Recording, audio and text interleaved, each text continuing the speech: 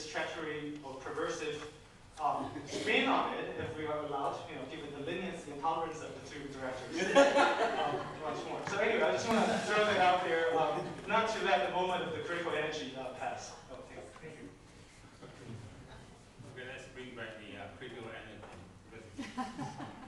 Just a small point, taking off from one of the speakers who said that we seem to be talking about our own fields and we're not really talking to each other.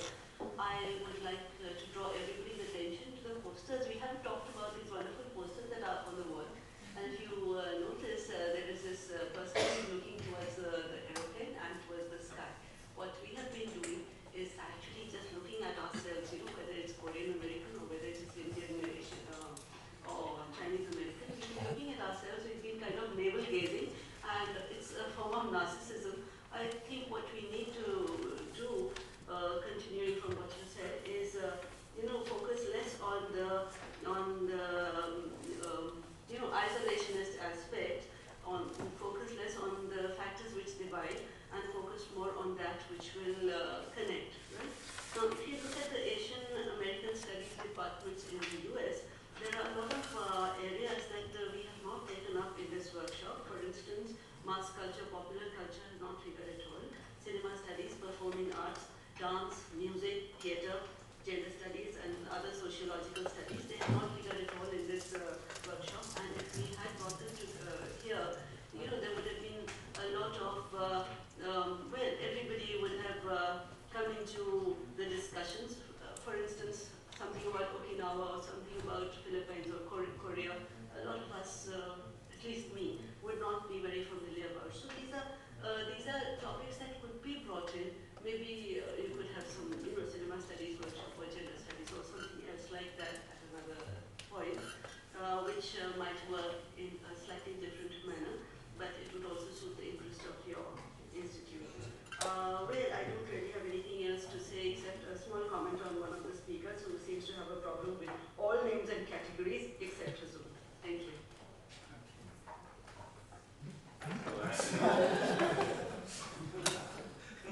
Anyone who wants to respond? I don't know what's being hailed by that remark. Okay, just a very quick point, which is that one of my problems really with like a global or globalizing discourse that presumably wants to keep in step and with like this phenomenon, right? That's made the world that we inhabit now possible and actually uninhabitable. Is that of its like sheer ambition, like when we're being told to develop a certain cosmopolitanism on whatever level, right? But most especially cultural, to be in step with this, right? Process of globalization, because that's an extremely ambitious, difficult thing to do. That's why I'm very. I think it's kind of like really nice of Professor Chen to kind of bring in the regional, like the regional as it is already, right?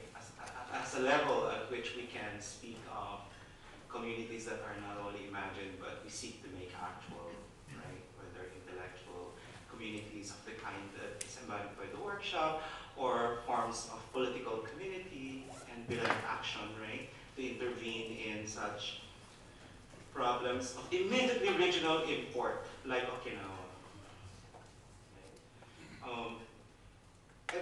So I think we should actually be kinder on ourselves on that account, right? I actually enjoyed the just not to give a religious spin on it, but I just love the ecumenical nature of the exchanges we've had the past 2 days, right? There was really kind of an openness of everybody to everybody, which I find, I'm not romanticizing it at all, because I experienced this a great deal in the US Academy, like this, the kind of clubbishness that takes over, right? Whenever we have gatherings and, the fault lines that immediately kind of spring up, right? I suppose those are kind of ethically or almost congenitally encouraged by the culture academic capitalism that you are performing